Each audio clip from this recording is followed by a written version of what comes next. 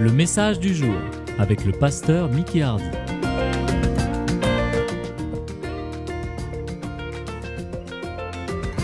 Ok, nous allons ouvrir la parole de Dieu ce matin dans le livre des Galates, chapitre 6.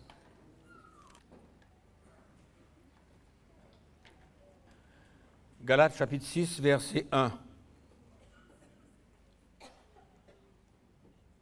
Frères, si un homme vient à être surpris en faute, vous qui êtes spirituels, redressez-le avec un esprit de douceur. Et puis Paul continue, il dit, prends garde à toi-même, de peur que tu ne sois aussi tenté.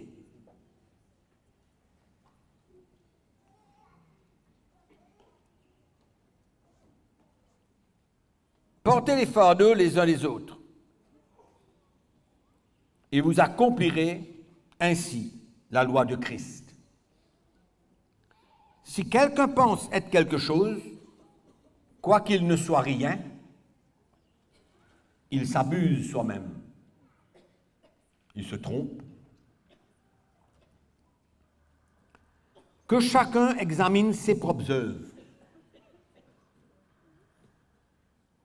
Et alors, il aura sujet de se glorifier pour lui seul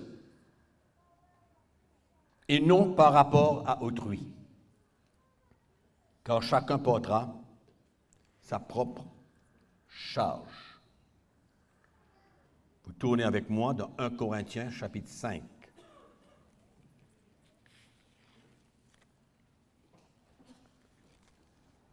Nous lisons le verset 9.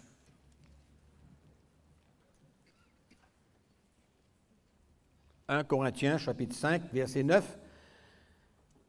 Je vous ai écrit dans ma lettre de ne pas avoir de relation avec les débauchés, non pas d'une manière absolue avec les débauchés de ce monde, ou avec les cupides et les ravisseurs, ou avec les idolâtres de ce monde. Autrement, il vous faudrait sortir du monde et aller vivre ailleurs. Maintenant, ce que je vous ai écrit, c'est de ne pas avoir de relation avec quelqu'un qui, se nommant frère, il est débauché, cupide, idolâtre, outrageux, ivrogne, ravisseur, de ne même pas manger avec un tel homme. Qu'ai-je en effet à juger ceux du dehors? N'est-ce pas ceux du dedans que vous avez à juger? Pour ceux du dehors, Dieu les juge. Ôtez le méchant du milieu de vous. Vous avez vu le contraste? Dans le premier texte, nous voyons un Paul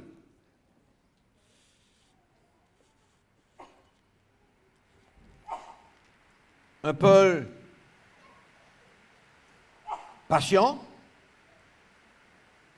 doux, qui veut supporter, soutenir. Dans notre texte, nous voyons un Paul clair, direct, ferme, prêt à juger. Vous faites la différence entre les deux?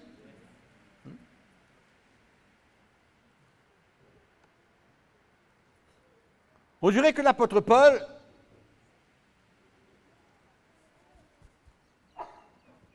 a une différente attitude dans ces deux situations. Dans le premier cas, il parle comment il faut agir avec douceur.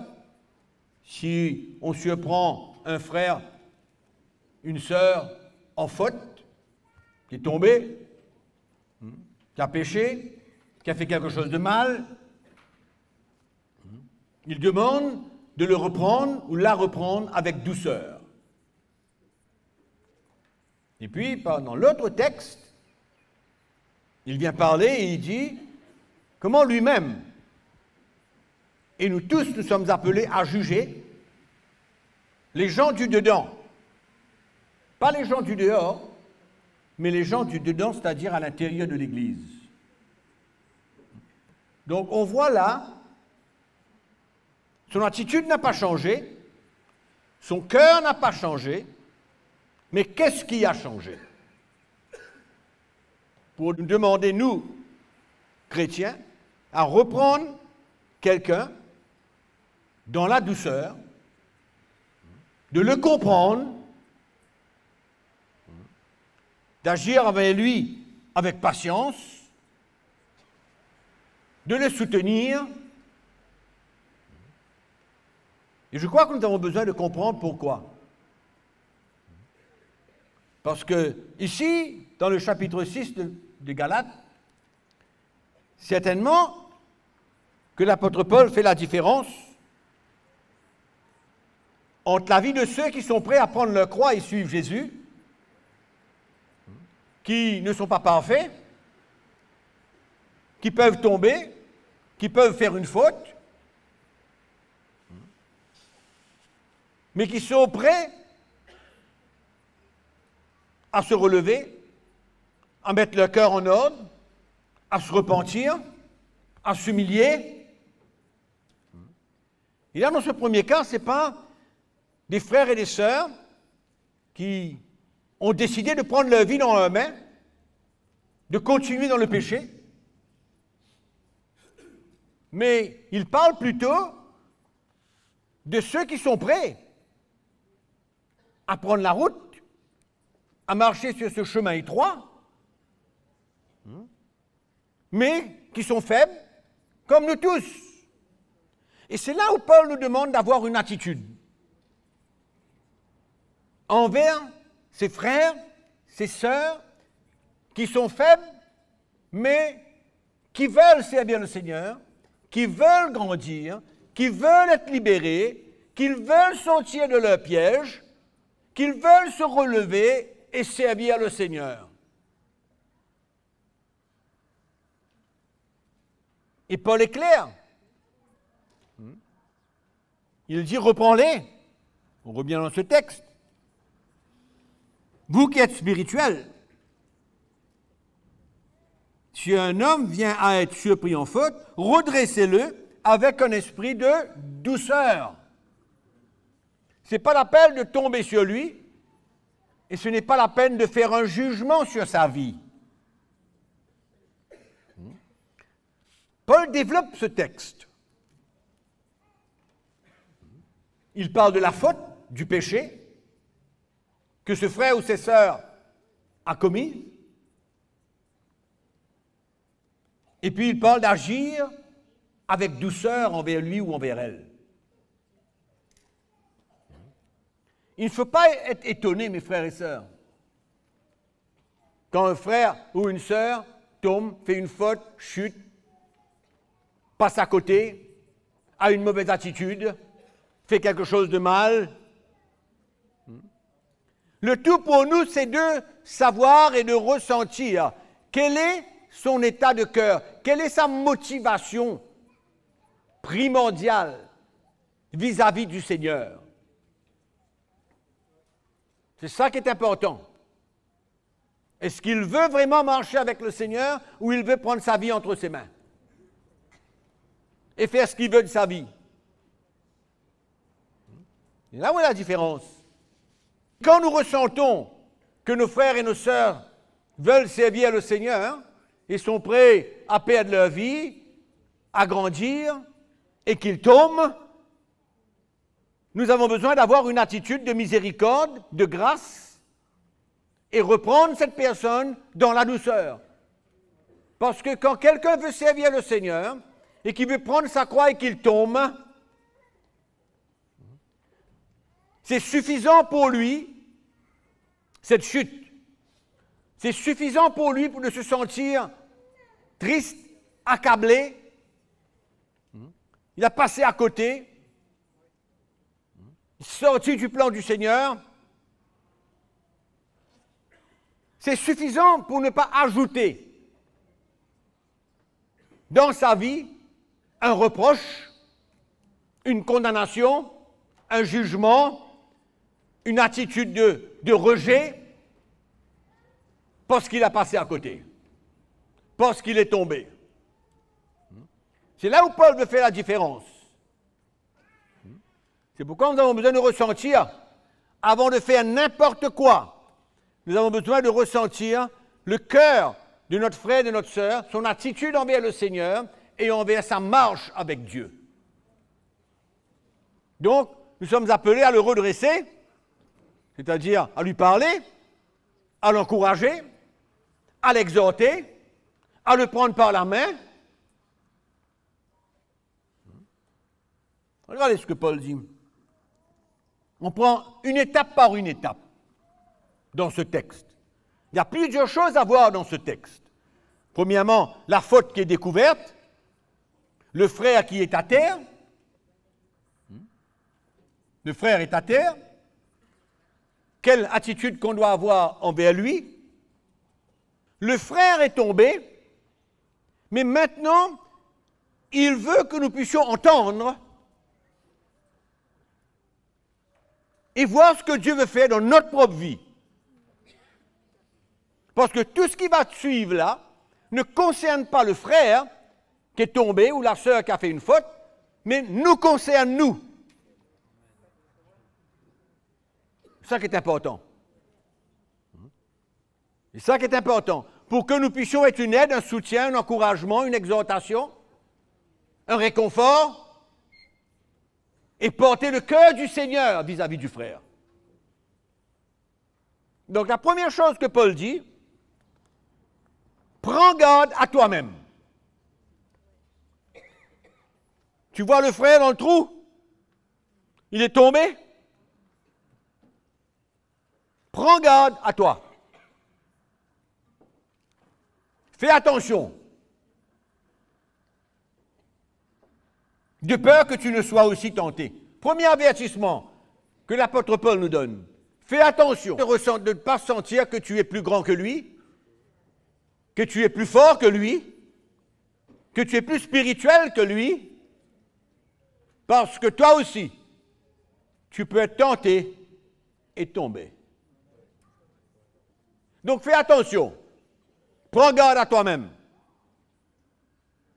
Parce que c'est tellement facile, mes frères et sœurs, quand nous sommes bien, quand on sert le Seigneur, et qu'on voit un frère tomber, il a fait une faute, il s'est écarté du plan de Dieu, de porter un jugement sur lui, de le critiquer. Hein? Ce qui est plus important que Dieu nous demande, est de pouvoir ressentir son cœur. C'est ça qui est important. Ressens son cœur et prends garde à toi-même. Prends garde que tu ne tombes. Prends garde que tu sois toi-même tenté. Prends garde qu'il t'arrive la même chose. Donc, ce n'est pas la peine de faire un jugement, faire une critique ou te sentir plus spirituel, plus élevé, au-dessus de lui. Non. Garde ton cœur dans l'humilité. Garde ton cœur dans l'humilité. Parce qu'il se peut que tu vives la même chose un jour.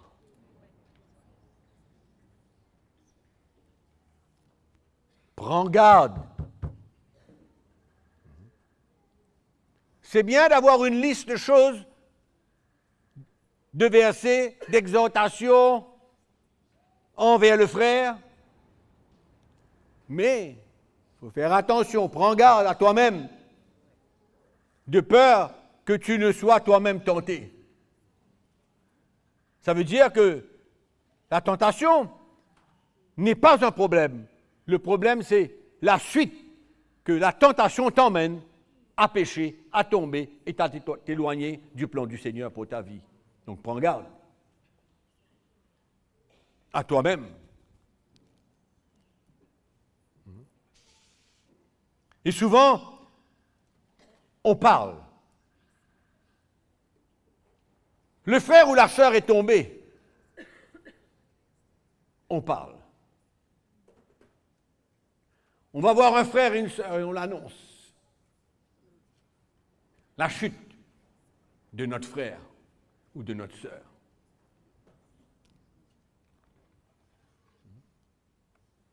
Et la nouvelle se répand. Frère un tel, tu ne sais pas toi, frère un tel. Hein? Prends garde à toi-même. Prends garde. Reste dans le silence. Reste dans le silence. La seule chose que tu puisses faire, viens voir un responsable, un ancien. Ne va parler avec n'importe qui. Ne va pas faner une nouvelle. Viens, parle pour aider, avec l'intention d'aider, avec la motivation de secourir le frère ou la sœur, de l'encourager. Peut-être que tu n'es pas capable et tu n'es pas apte à entrer dans cette situation. Donc viens partager ton cœur avec un ancien ou une grande sœur, si c'est une sœur, ou une grande sœur, pour pouvoir parler, communiquer et trouver une solution. Mais prends garde à toi-même. Moi, je connais beaucoup de gens qui ont vu leurs frères et leurs sœurs tomber, passer à côté et porter beaucoup de jugements et de critiques.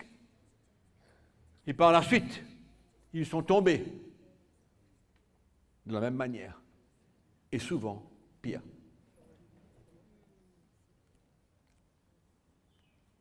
Deuxième chose, portez les fardeaux les uns les autres et vous accomplirez ainsi la loi de Christ. Porte son fardeau.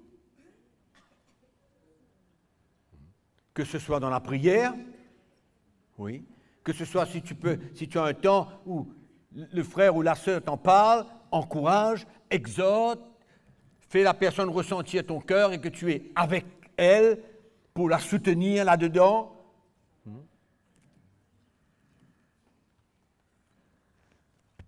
Et ne pas avoir un cœur de jugement ou de critique, mais d'être toujours prêt à tendre la main, toujours prêt à relever, encourager, exhorter. C'est ça le cœur du Seigneur. C'est ça le cœur du Seigneur. Il quitte 99 de ses brebis pour aller chercher celle qui est perdue. C'est ça le cœur. Et c'est tellement facile pour nous d'entrer dans notre état et ne pas pouvoir porter le cœur du Seigneur et emmener aucun soutien. Aucun soutien. Mais ici, l'apôtre Paul nous dit, portez les fardeaux les uns des autres et vous accomplirez ainsi la loi de Christ. Amen.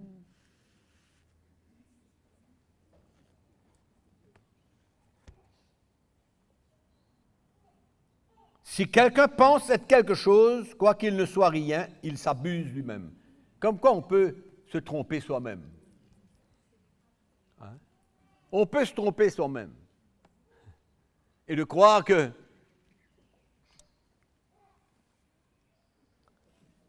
on a une opinion de nous-mêmes plus grande que ce qu'on est vraiment. Ce qu'on est vraiment va se manifester dans l'épreuve. Ce qu'on est vraiment va se manifester dans l'épreuve, où alors nous verrons notre faiblesse. Quand tout va bien, c'est bien. Mais quand le moment d'épreuve vient, c'est là où le Seigneur veut voir. Et nous pouvons voir qu'est-ce qu'il y a à l'intérieur de nous, qui nous sommes. Parce que souvent on croit qu'on est au-dessus de tout le monde. Au-dessus de tout le monde. C'est dangereux. C'est dangereux de pointer ce doigt-là. C'est dangereux.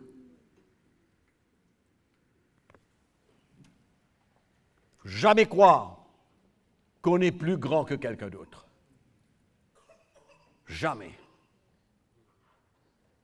Ça sera une erreur de notre part. De croire que nous sommes supérieurs à quelqu'un d'autre. La chute, elle vient rapidement, sans qu'on s'attende. Et souvent, on n'a pas besoin de faire des plans. Non. Il suffit juste de ne pas reconnaître un piège. On n'a pas besoin de faire des plans souvent, parce qu'on n'a pas de plan si on veut servir le Seigneur. On n'a pas de plan pour faire des choses qui sont mauvaises. Mais ça peut arriver rapidement. Et on ne sait pas discerner le piège qu'il y a devant nous.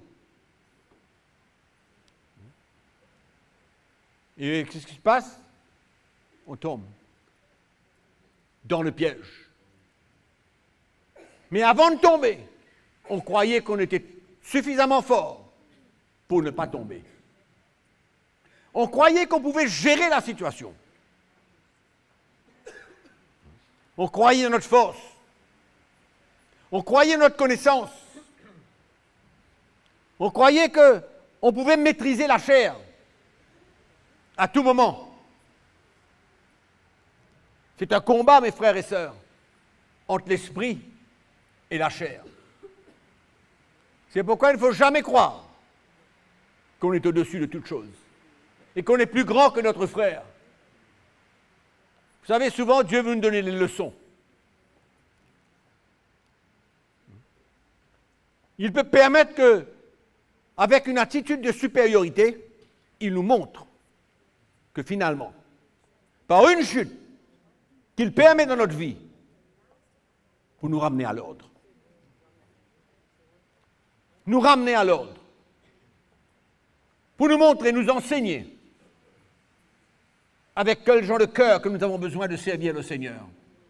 Quel genre d'attitude qu'on a besoin de servir le Seigneur. C'est ça qui emmène les frères et les sœurs à s'ouvrir et à venir communiquer et parler. Parce qu'ils ressentent qu'il y a un cœur, le cœur du Seigneur. Ils peuvent parler, ils peuvent communiquer, ils peuvent montrer leur faiblesse. Ouais.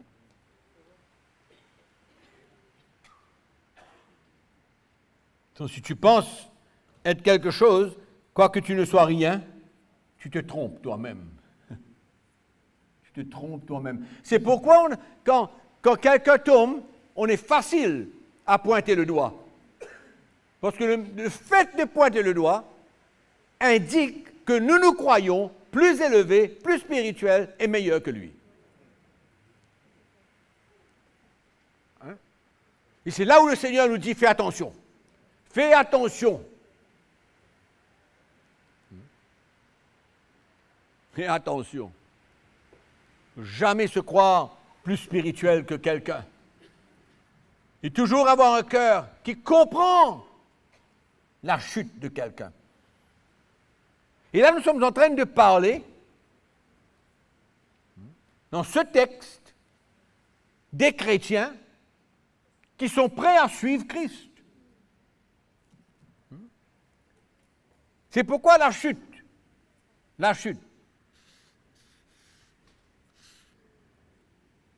elle est normale de temps à autre. Parce que personne n'est parfait. Personne n'est parfait.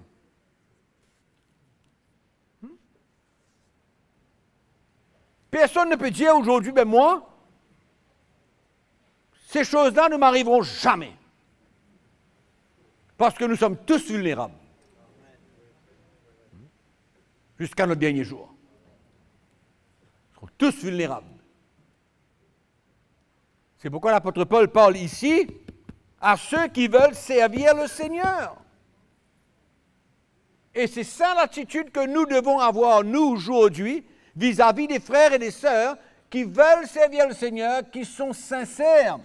Et on ne change pas notre cœur vis-à-vis de quelqu'un qui est tombé ou qui a chuté. On ne change pas notre attitude envers cette personne. Et ce qui est souvent le cas. Souvent le cas. Il est tombé. Souvent on se dit, ah ben, mange dans la chair.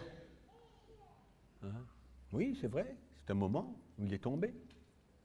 Mais attention, d'avoir une attitude où il peut ressentir rejeté, pas accepté, jugé.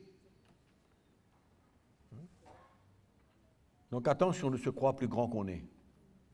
Attention.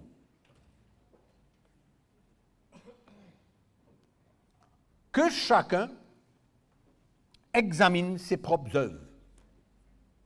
Le frère est tombé.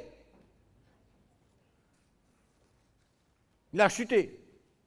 Paul dit maintenant que chacun examine ses propres œuvres.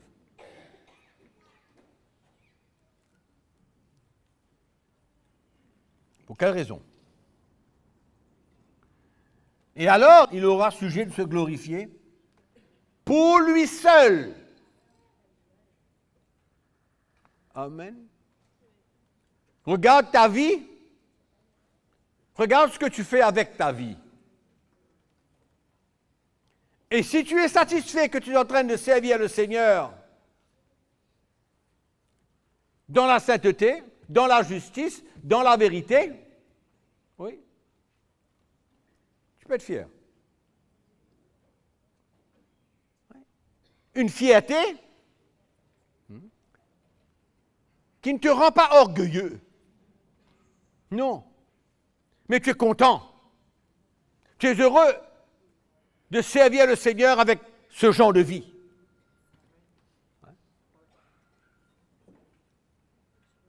Tu peux avoir ce genre d'attitude.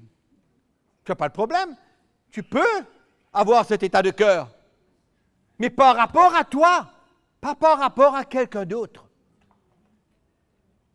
Non. Ne rentre pas en compétition et ne te compare pas à quelqu'un d'autre.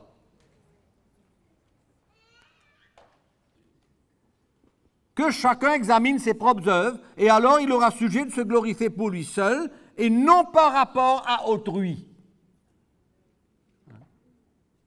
Ne te glorifie pas parce que toi tu es capable de faire ça et que l'autre frère n'est pas capable.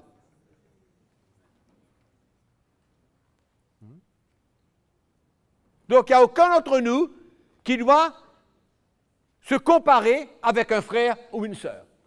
Regarde à ta vie. Regarde à tes œuvres, regarde ce que tu fais bien pour le Seigneur et glorifie-toi de soi par rapport à toi-même, non pas par rapport à quelqu'un d'autre. Ouais. Belle instruction de la part de Paul ce matin. Hein? Belle instruction de sa part qui nous emmène à grandir, qui nous emmène à demeurer dans le silence, qui nous emmène à porter le cœur du Seigneur, qui nous emmène à vouloir garder cette attitude d'humilité en nous par rapport à notre service pour Dieu. Et d'avoir toujours un cœur ouvert et une main qui est toujours portée vers son frère, qui à ce moment a besoin de toi, a besoin de moi. Il a besoin de toi dans ce moment, il a besoin de moi. Parce qu'il n'est pas tombé parce qu'il veut finir sa vie dans le péché. Non. Il n'est pas tombé parce que, il veut prendre sa vie entre ses mains et faire ce qu'il veut. Non. Il est tombé, il a chuté, sa chair a pris le dessus, il a fait une faute, il est tombé dans le péché, il a fait une erreur. Tu es là et tu es là prêt pour le relever, pour l'aider, pour l'encourager. Dans l'humilité. Et en réalisant que demain, ça pourrait être ton tour. Amen. Ce n'est pas obligatoire? Non, mais ça peut. Ça peut. Et l'apôtre Paul dit, fais aux autres ce que tu voudrais que les autres fassent pour toi. Ça. Toujours faire aux autres ce que tu veux qu'ils fassent pour toi. Comment est-ce que tu voudrais que les frères et les sœurs réagissent et fassent si toi, tu te trouves à terre? Te juger? Te pointer le doigt? Aller raconter aux autres? Hein? Non? Non? Et puis bien sûr, l'apôtre Paul parle dans 1 Corinthiens chapitre 5. Là maintenant, il parle, il a un autre ton. Il est beaucoup plus direct envers la personne. Il est beaucoup plus direct maintenant.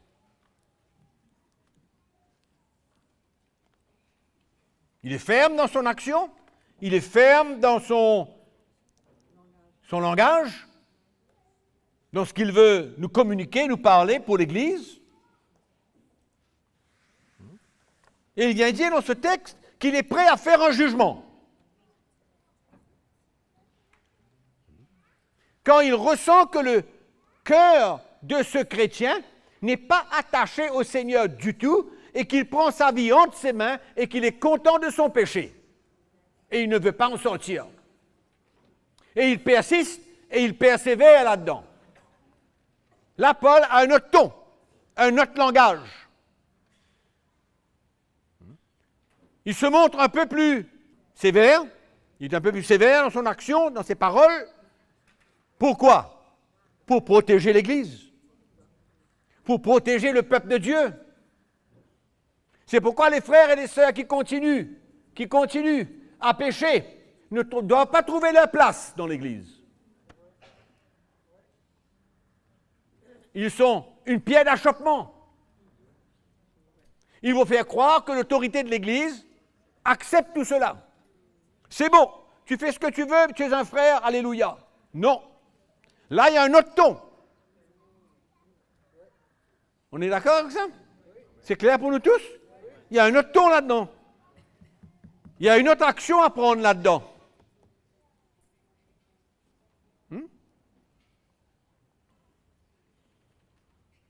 Parce que Paul ici reconnaît le cœur de ces gens qui se nomment frères, mais il est débauché, il est cupide, il est idolâtre, il est outrageux, il est ivran, il est ravisseur, etc. Et il vient dire, ne mange même pas avec lui. Ne mange pas avec lui.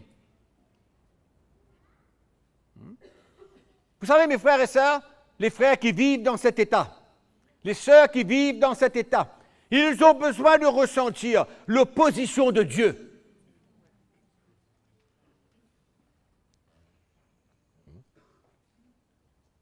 L'opposition de Dieu à travers nous. Pour sauver la personne. Pour sauver la personne. Pour qu'à un moment donné, avec la grâce de Dieu, il pourrait se repentir, s'humilier, réaliser son état, et se tourner vers le Seigneur et le suivre. Mais entre-temps, Paul est sévère ici. Paul dit ne mange pas avec lui.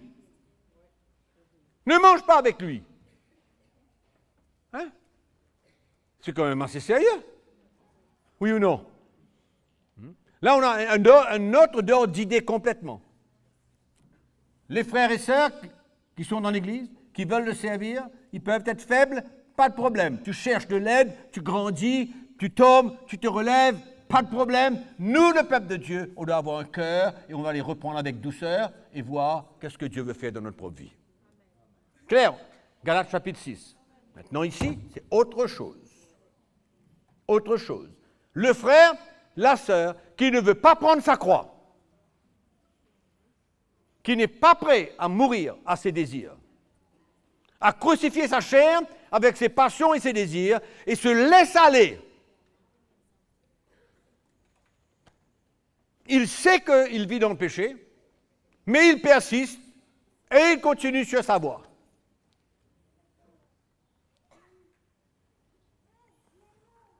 Comment nous devons agir?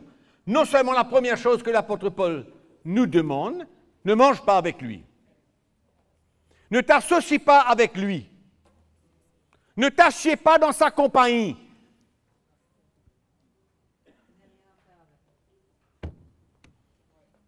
Hein? Ou bien on va jouer à l'église et on va vivre notre vie chrétienne émotionnellement et on va rester attaché avec des frères, des gens qui se nomment frères. On va rester attaché avec eux émotionnellement, ou alors nous allons marcher par l'esprit et nous allons prendre la parole de Dieu au sérieux. Amen. Nous allons considérer la parole de Dieu avec sérieux. On garde un bon cœur, on garde une bonne attitude. Amen. Mais Paul va un petit peu plus loin dedans. Il dit, verset 12, « Qu'ai-je en effet à juger ceux du dehors ?»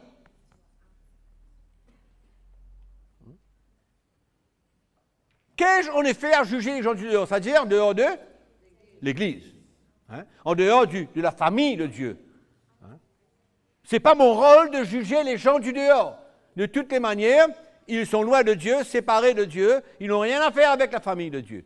Qu'ai-je à faire à juger ceux du dehors? N'est-ce pas ceux du dedans? Du dedans, c'est-à-dire quoi? L'Église, les frères et sœurs.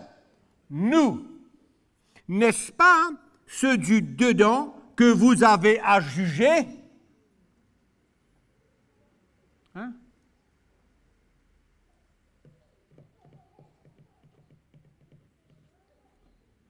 Ce n'est pas un jugement. Ce n'est pas un jugement avec un cœur endurci. Non. Mais un jugement selon Dieu. Un jugement avec le cœur de Dieu. Parce que Dieu n'est pas prêt à mélanger la lumière et les ténèbres.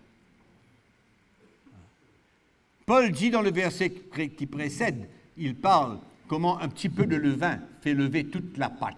Un petit peu de levain fait lever toute la pâte. Ôtez le levain au milieu de vous. Voilà ce que Paul dit. Ôtez.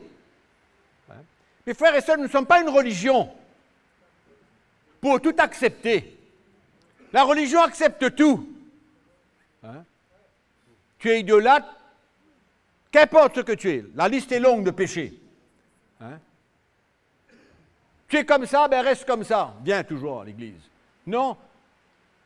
La chrétienté n'est pas une religion. La chrétienté est une marche avec Dieu. La chrétienté est une vie. C'est pourquoi l'apôtre Paul dit dedans, nous ne sommes pas appelés à juger les gens du dehors, mais nous sommes appelés à juger les gens du dedans, c'est-à-dire à l'intérieur de l'Église. Et il termine ce texte en disant quoi? Ôtez le méchant du milieu de vous. Pour ceux du dehors, Dieu les juge. Pour ceux du dedans, nous sommes appelés à les juger. Pas à les condamner, c'est pas ce que je dis. C'est pas un jugement suivi d'une condamnation, non. Non. Mais c'est un jugement pour ne pas mélanger entre la lumière et les ténèbres, hein, entre le péché et une vie de sainteté. Vous voyez la différence entre les deux? Vous avez compris la différence entre les deux? Hein? C'est pourquoi Jésus a dit, si ton frère a péché, va, entre toi et lui seul, et reprends-le.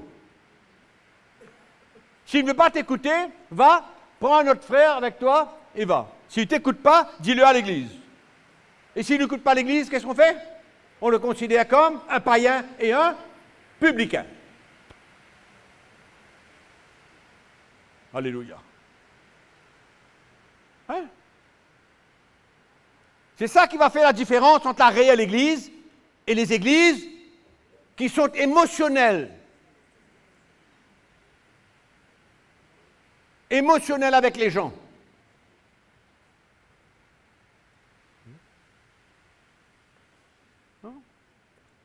C'est pourquoi Paul a un autre ton. Il est plus sévère ici. Il donne une direction claire. De la même manière qu'il a donné une direction claire dans Galates chapitre 6, il donne une direction claire ici. Claire. Hein? Et pourquoi est-ce que Paul donne une direction claire ici? Dans le même chapitre au début,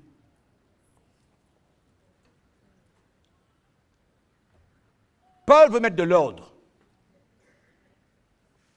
Il met de l'ordre.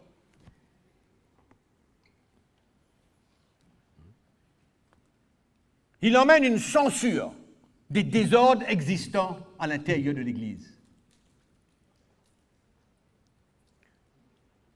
Mais quand Paul demande de faire certaines choses, et lui-même il l'a fait en plusieurs occasions, ce n'est pas pour détruire quelqu'un, au contraire, c'est pour le sauver. C'est pour le sauver. C'est pour le faire prendre conscience de son état. Voilà la raison. Ce n'est pas pour mettre une croix sur lui, non, mais avec un cœur pour qu'il se ressaisisse et qu'il arrive à se repentir et qu'il arrive à réaliser que finalement, je suis coupé de cette communion.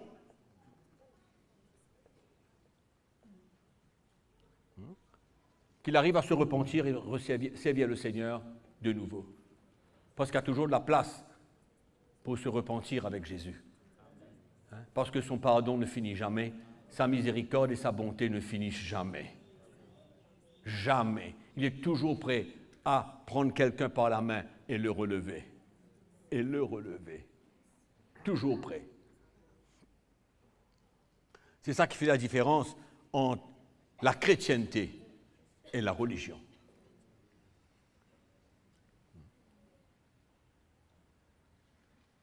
La chrétienté, c'est pour représenter Christ. Amen. C'est une marche de perfection. Ce désir qu'il y a dans notre cœur d'être perfectionné, d'être meilleur, de se libérer, de laisser derrière nous les choses qui nous ont poisonnés, les choses qui nous ont enveloppés.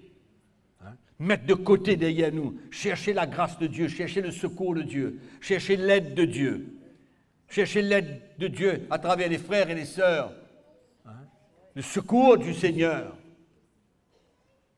Amen.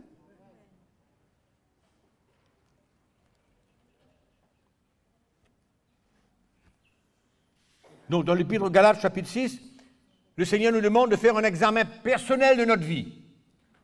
Non? Quand quelqu'un est tombé, fais un examen personnel de ta vie. Si tu veux aller le redresser, fais un examen personnel de ta vie. En d'autres mots, toi et le Seigneur. Regarde ta vie, et si tu marches droite devant le Seigneur, ben, tu peux te glorifier. Tu peux être fier.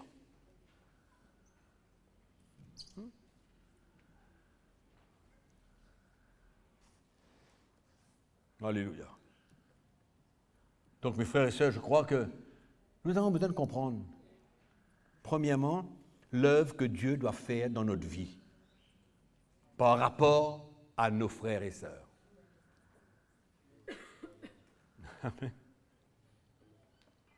Personne n'est exempt de la chute. Personne. C'est pourquoi il faut voir au-delà de la chute. Il faut voir le cœur qu'il y a derrière. Amen. Et la possibilité d'une chute avec regret, avec tristesse, avec humilité, avec brisement. C'est ça?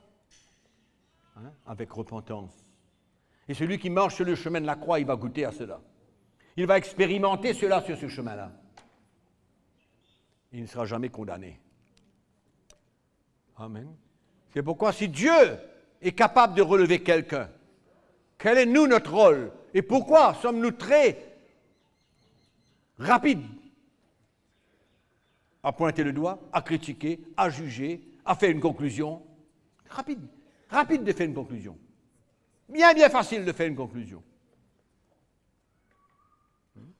Mais on n'a pas le droit, selon la parole du Seigneur, C'est pourquoi le Seigneur veut œuvrer en nous, faire une œuvre en nous, afin que nous ne portons pas une autre attitude que celle du cœur du Seigneur envers notre frère et notre sœur qui est tombé. Un cœur, le cœur de Jésus. Toujours. Et vous savez quoi? C'est ça qui doit attirer les gens vers vous. C'est ça qui va attirer les gens vers vous. C'est le cœur du Seigneur que vous portez et que nous portons ou que nous devons porter. C'est le cœur du Seigneur en nous. Et dans les deux cas, l'apôtre Paul parle du cœur de Jésus. Dans le deuxième texte que nous avons lu, il faut voir le cœur du Seigneur là-dedans. Amen. L'Église ne peut pas se mélanger avec le péché qui continue, avec le péché qui devient permanent dans notre vie, avec le péché où nous ne voulons même pas prendre compte.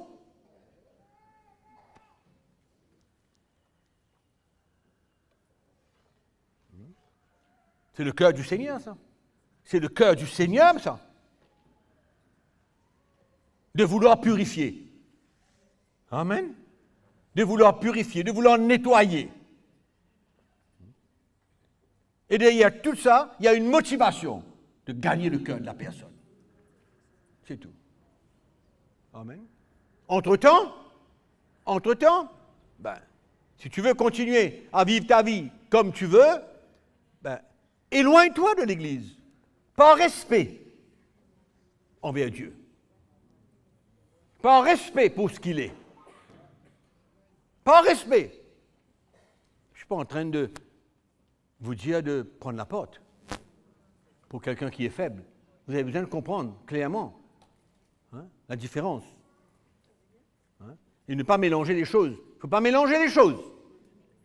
Il faut que les choses soient claires. Le tout, c'est pour gagner le cœur de la personne. Et l'Église a besoin de se réveiller, et l'Église a besoin de prendre sa responsabilité. Et nous, les frères et sœurs, nous avons besoin de prendre la responsabilité envers le peuple de Dieu, envers nos frères, envers nos sœurs. Ils ont besoin de nous, ils ont besoin du Seigneur, ils ont besoin de goûter au cœur du Seigneur, en toute situation et en toutes circonstances. Alléluia. Voyons ici, de ce que Paul demande, ce sont les signes d'un chrétien spirituel. Si nous sommes prêts à faire ce que Paul demande de la part du Seigneur, nous devenons des hommes et des femmes spirituels. Et c'est ça qui est le but de l'Église. Briller, représenter le Seigneur, représenter son cœur. Amen. Sortir des relations émotionnelles, charnelles, et entrer dans les relations de l'esprit.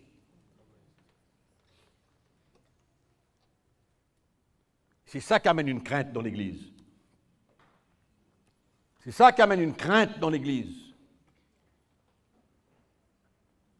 Alléluia.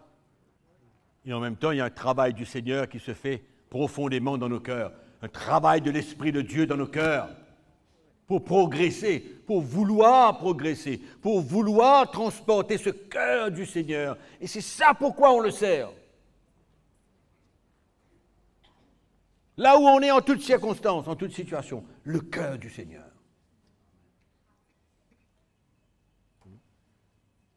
Et croyez-moi, tellement facile d'être en dehors. Tellement facile. Et pourquoi le Seigneur nous demande d'avoir un examen personnel de notre vie et de ne pas nous comparer avec personne, mais de voir notre vie vis-à-vis du Seigneur. Notre responsabilité envers le Seigneur. Amen. Pas de comparaison, pas de compétition, chacun pour soi avec Jésus. Et tout ce qu'il veut faire dans notre vie, on ouvre notre cœur à cela, afin que nous puissions être des ouvriers avec Christ. Construire le royaume de Dieu, construire le peuple de Dieu, être à l'écoute du peuple de Dieu et les aider spirituellement. Amen. Donc pour conclure,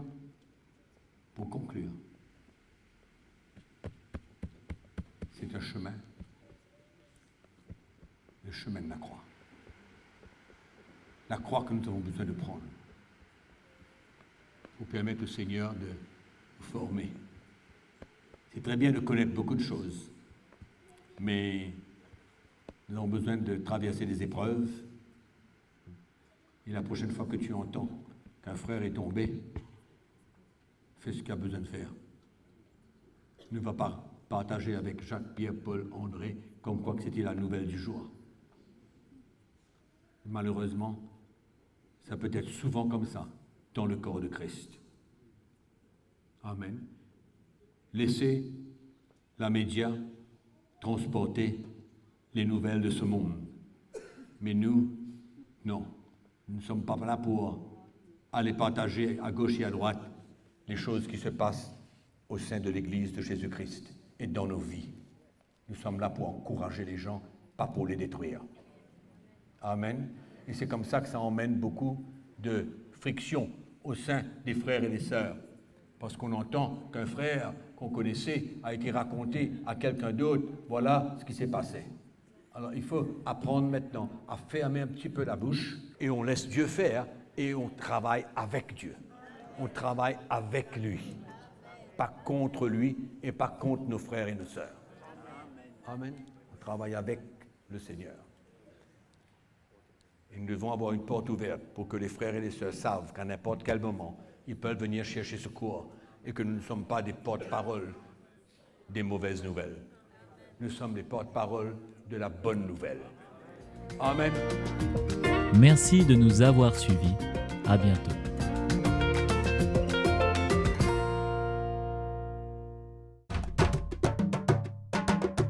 Pour plus d'informations, visitez le www.ctmi.org.